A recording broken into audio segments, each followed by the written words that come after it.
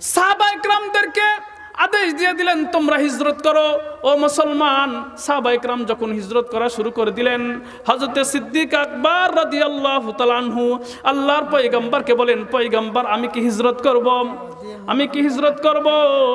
এবার হযরতে সিদ্দিক আকবর রাদিয়াল্লাহু তাআলা আনহু যখন পয়গম্বরকে বললেন, পয়গম্বর মুহাম্মদুর রাসূলুল্লাহ তখন বললেন, না না, তুমি এখন হিজরত করো না, তুমি আমার সঙ্গে হিজরত করবা। সুবহানাল্লাহ, জোরে বলেন, তুমি আমার সঙ্গে হিজরত করবা। মুসলমান ভাইরা আমার, হযরত সিদ্দিক আকবর রাদিয়াল্লাহু তাআলা আনহু বাড়িতে চলে গেলেন। কিতাবের ভিতরে লেখছে আল্লাহর পয়গম্বর আল্লাহ পাকের পক্ষ থেকে কখন আদেশ আসবে সেই অপেক্ষায় আছেন পয়গম্বর মুহাম্মদুর রাসূলুল্লাহ। নবী মুহাম্মদ রাসূলুল্লাহ সাল্লাল্লাহু আলাইহি ওয়াসাল্লামের তরিকা মানার মাধ্যমে রাসূলকে মহব্বত করতে হবে। কথা ঠিক না ঠিক?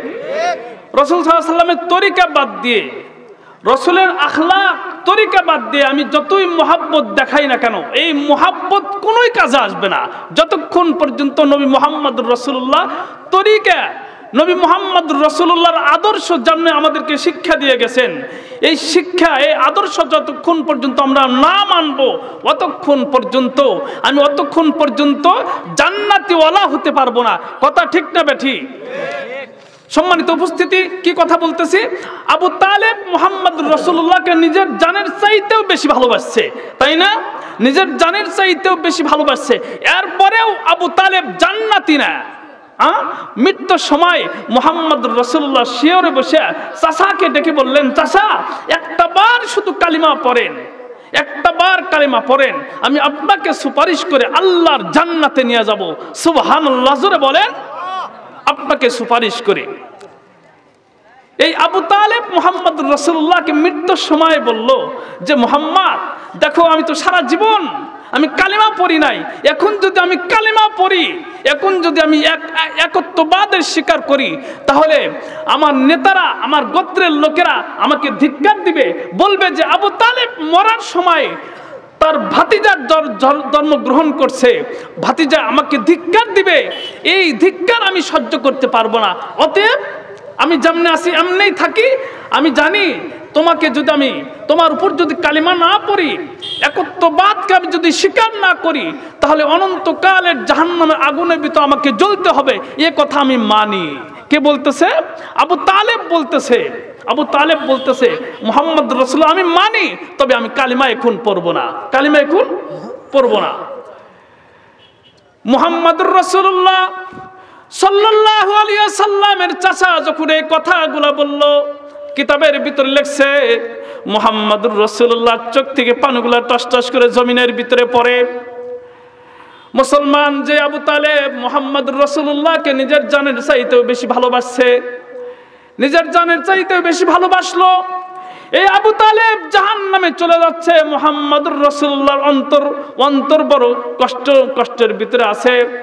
আমার আল্লাহ পাক রব্বুল আলামিন বিশ্বনবী মুহাম্মদুর রাসূলুল্লাহকে সান্ত্বনা দিলেন, বিশ্বনবী আপনি মন খারাপ করবেন না, মন বেজার করবেন না। আমার আল্লাহ পাক রব্বুল আলামিন বলেন, ইন্নাকা লা তাহদি মান আহবাবতা ওয়ালাকিন্নাল্লাহা ইয়াহদি মান ইয়াশা। আল্লাহ পাক রব্বুল আলামিন পয়গম্বর মুহাম্মদুর রাসূলুল্লাহকে বললেন, পয়গম্বর আপনি মন খারাপ করবেন না, মন বেজার করবেন না।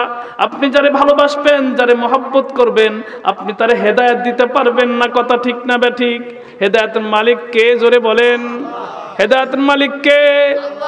একমাত্র আল্লাহ। আল্লাহ পাক রব্বুল আলামিন যারে চাবি সেই একমাত্র হেদায়েত প্রাপ্ত হবে। আবু তালেব মুহাম্মদুর রাসূলুল্লাহকে নিজের জানের চাইতেও ভালোবাসলে কি হবে? আমার আল্লাহ পাক রব্বুল আলামিন আবু তালেবের কপালের ভিতরে হেদায়েত লেখা রাখে না, হেদায়েত নাই আবু তালেবের কপালে। এই জন্য আল্লাহর পয়গম্বরকে সান্ত্বনা দিলেন যে, পয়গম্বর আপনি মন খারাপ করবেন না। সম্মানিত উপস্থিতি, তো এখন এই বর্তমান জামানায়ও ওই আবু তালেবের মতো, আবু লাহাবের মতো লোক আছে না নাই? লোক আছে। সম্মানিত উপস্থিতি, কিতাবের ভিতরে লেখছে, আপনারা অনেকেই জানেন যে আমরা যে ইমামের অনুসরণ করি, কোন ইমামের অনুসরণ করি? ইমামে আবু হানিফা রহমতুল্লাহ আলাইকে, ইমাম আবু হানিফা রহমতুল্লাহ আলাই অনুসরণ করি। ওনাকে কেমনে মারছে আপনারা তো জানেন। ইমাম আবু হানিফা রহমতুল্লাহ আলাই ওই জামানার ভিতরে ইমাম আবু হানিফা রহমতুল্লাহ, মুহাম্মদ রাসূলুল্লাহর সময় তো কাফেররা আবু জেহেল, উতবা, সাইবা পয়গম্বরের সাথে শত্রুতা করছে। বর্তমান জামানায় আমাদের সময় আমাদের এক মুসলমান ভাই আমাদের সাথে শত্রুতা করে, করে কি করে না? ইমাম আবু হানিফা রহমতুল্লাহ আলাই উনি যেই জামানায় ছিলেন, ওনার খলিফা ছিল মনসুর নাম। কি নাম? খলিফা মনসুর। কি নাম? খলিফা মনসুর। ইমাম আবু হানিফা রহমতুল্লাহ আলাইকে বললেন যে তোমাকে কাজীর পদ গ্রহণ করতে হবে। কিসের পদ গ্রহণ করতে হবে? কাজীর পদ গ্রহণ করতে হবে।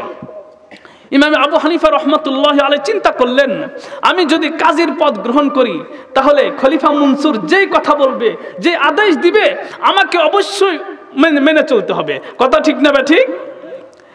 রাষ্ট্রপতি যে হয়, প্রধানমন্ত্রী যে হবে, ওই প্রধানমন্ত্রী যে কথা বলবে ওই কথা অনুযায়ী আমাকে চলতে হবে কি হবে না? চলতে হবে। সম্মানিত উপস্থিতি, ইমাম আবু হানিফা রহমতুল্লাহ আলাই বললেন, না, আমি তার কথা কখনোই মানব না। আমি কাজীর আদেশকে, আমি কাজীর পদ গ্রহণ করতে রাজি নই। কথা ঠিক না ঠিক? এই কথা যখন ইমাম আবু হানিফা রহমতুল্লাহ আলাই বলছে, কিতাবের ভিতরে লেখছে, ইমাম খলিফা মনসুর তখন তাকে জেলখানার ভিতরে আবদ্ধ করলো। জেলখানার ভিতরে কষ্ট দিয়ে ইমাম আবু হানিফা রহমতুল্লাহ আলাইকে শেষ পর্যন্ত বিষ পান করায় তাকে ওই জেলের ভিতরেই মেরে ফেললো। সম্মানিত উপস্থিতি, তো কি কথা বলতেছিলাম? যারা দ্বীনের কথা বলবে, যারা কোরআনের কথা বলবে, তাদের উপর এরকম কি আসবে? অনেক রকমের কষ্ট আসবে, তাদের উপর পরীক্ষা আসবে। আসবে কি আসবে না? যারা কোরআনের কথা বলবে তাদের উপর অনেক, এখন আবু তালেব যারা কোরআনের কথা বললেই কি হয়, যারা কোরআনের কথা বলতে গেলেই তারা নিষেধ করে, কোরআনের কথা বললেই তারা আঘাত করতে চায়। মনে করতে হবে বর্তমান জামানায় আবু তালেব, আবু লাহাব, উতবা, সাইবা, আবু জেহেল তারা। কথা ঠিক না ঠিক? সম্মানিত উপস্থিতি, তো যা হোক, আমি যেই কথাগুলো বলতেছি, পয়গম্বর মুহাম্মদুর রাসূলুল্লাহকে ভালোবাসতে হবে। নবী মুহাম্মদুর রাসূলুল্লাহর তরিকা মানার মাধ্যমে রাসূলকে ভালোবাসতে হবে। অল্প একটু কথা বলেই শেষ করে দেব। বিশ্বনবী মুহাম্মদুর রাসূলুল্লাহকে ভালোবাসছে হযরত সিদ্দিক আকবর রাদিয়াল্লাহু তাআলা আনহু। হযরতে সিদ্দিক আকবর রাদিয়াল্লাহু তাআলা আনহু পয়গম্বর মুহাম্মদুর রাসূলুল্লাহ যখন মক্কার ভিতরে দিনের দাওয়াতের কাজ চালাইতেছিলেন, এমন সময় মক্কার কাফেরেরা মুসলমানদের উপর নির্যাতনে ইসরিমুরলা যখন চালিয়ে দিয়েছিল, মক্কার ভিতরে থাকার মতো আর পরিস্থিতি ছিল না। আল্লাহ পাক রব্বুল আলামিনের দিকে সবসময় আল্লাহর পয়গম্বর তাকিয়ে আছেন, কোন সময় আমার আল্লাহ তাআলা হিজরত করার জন্য নির্দেশ দিয়ে দিবেন। মুসলমান কিতাবের ভিতরে লেখছে, আমার আল্লাহ পাক রব্বুল আলামিন পয়গম্বর মুহাম্মদুর রাসূলুল্লাহকে জানা দিলেন, পয়গম্বর আপনার সাহাবায়ে কেরামদেরকে এখন হিজরত করার জন্য নির্দেশ দিয়ে দেন। আল্লাহ পাক রব্বুল আলামিনের আদেশ পাওয়ার সঙ্গে সঙ্গে সাহাবায়ে কেরামদেরকে আদেশ দিয়ে দিলেন, তোমরা হিজরত করো।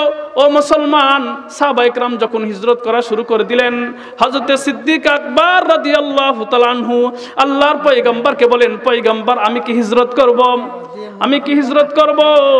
এবার হযরতে সিদ্দিক আকবর রাদিয়াল্লাহু তাআলা আনহু যখন পয়গম্বরকে বললেন, পয়গম্বর মুহাম্মদুর রাসূলুল্লাহ তখন বললেন, না না, তুমি এখনই হিজরত করো না, তুমি আমার সঙ্গে হিজরত করবা। সুবহানাল্লাহ, জোরে বলেন, তুমি আমার সঙ্গে হিজরত করবা। মুসলমান ভাইরা আমার, হযরত সিদ্দিক আকবর রাদিয়াল্লাহু তাআলা আনহু বাড়িতে চলে গেলেন। কিতাবের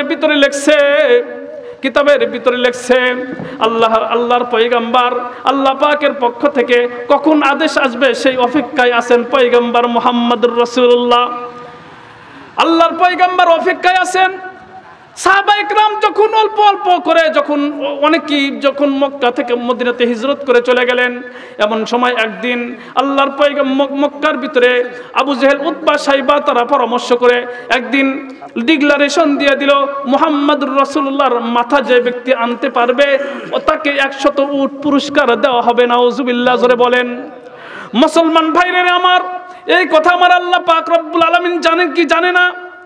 মক্কার ভিতরে যখন আবু জাহেল উতবা সাইবা এমন পরামর্শ করলো, এক পর্যায়ে আমার আল্লাহ পাক রব্বুল আলামিন পয়গম্বর মুহাম্মদুর রাসূলুল্লাহকে বলে দিলেন, পয়গম্বর আর এক মুহূর্ত দেরি করা যাবে না, এই রাত্রি, আজকের রাত্রি তোমাকে মক্কা থেকে হিজরত করতে হবে। মুসলমান ভাইরে আমার, কিতাবের ভিতরে লিখছে আল্লাহর পয়গম্বর রাত্রির গভীর রাত্রিতে চলে গেলেন, বাসার ভিতর থেকে বের হয়ে গেলেন। আল্লাহর পয়গম্বর সোজা চলে গেলেন হযরতে সিদ্দিক আকবর রাদিয়াল্লাহু তাআলা আনহুর বাসায় চলে গেলেন।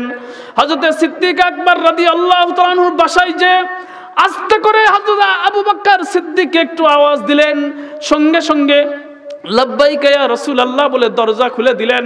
আল্লাহর পয়গম্বর অবাক হয়ে সিদ্দিক আকবর রাদিয়াল্লাহু তাআলা আনহু ডেকে বললেন, হে আবু বকর সিদ্দিক, তুমি কি ঘুমাও নাই? এত গভীর রাত তুমি কি ঘুমাও নাই? হযরতে সিদ্দিক আকবর রাদিয়াল্লাহু তাআলা আনহু বলেন, পয়গম্বর আমি সব সময় আমি অপেক্ষায় আছি কোন সময় আপনি আসবেন, কারণ আমি যদি ঘুমায় যাই, আপনি যদি এসে ডাকাডাকি করেন তাহলে আপনার তো বড় কষ্ট হবে। পয়গম্বরকে বলেন, পয়গম্বর আপনার একটু কষ্ট হোক, আমি আবু বকর এটা বরদাস্ত করতে পারবো না।